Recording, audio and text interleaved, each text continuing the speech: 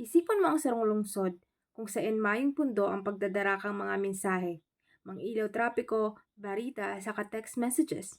Gabos na nagtatabang para mamintenar ang dalagan kang buhay. Araw din kaan ang nangyayari sa satong hawak, kundi sa halip na cellphone o karatula, ang ginagamit ay hormones. Ini ang saradit na kemikal na mensahero na ginigibo kang mga espesyal na glandula na nagbubuo kang endocrine system. Ano ba ang endocrine system?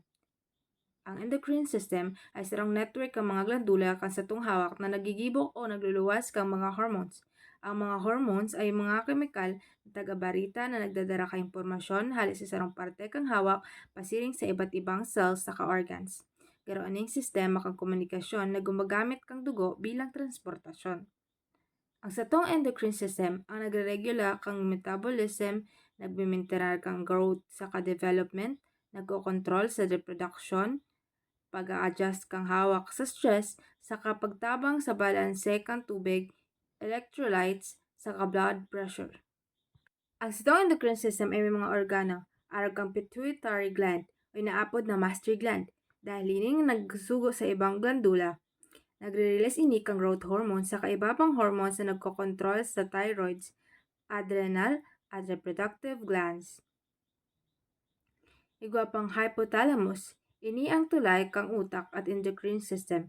Kinokontrol ka ini kung are nagluluwas ning hormones ang pituitary gland. Ang thyroid gland, ini ang nagigibo ning thyroxine na nagkokontrol kang kaskas kang metabolism o kung goran o kakaskas gumamit ning enerhiya ang hawak. Igwa pa kitang parathyroid glands.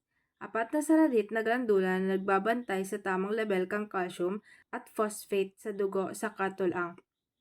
Kapang adrenal glands, ini ang gigibo kang adrenaline para sa fight or fight response sa cortisol para sa stress as in energy regulation. Ang pancreas man ay importante sa blood sugar control.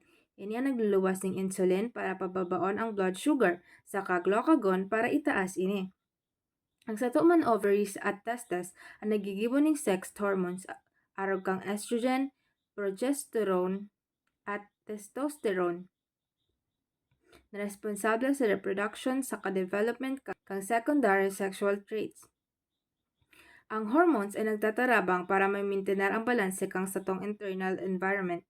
Halimbawa, kung halangkaw ang blood sugar, nagluluwas ng insulin ang pancreas. Kung hababa man, glucagon ang iniluluwas kaini. Sa araw kaining paagi, namimintinar ang hemostasis, circular transport or osmosis at diffusion.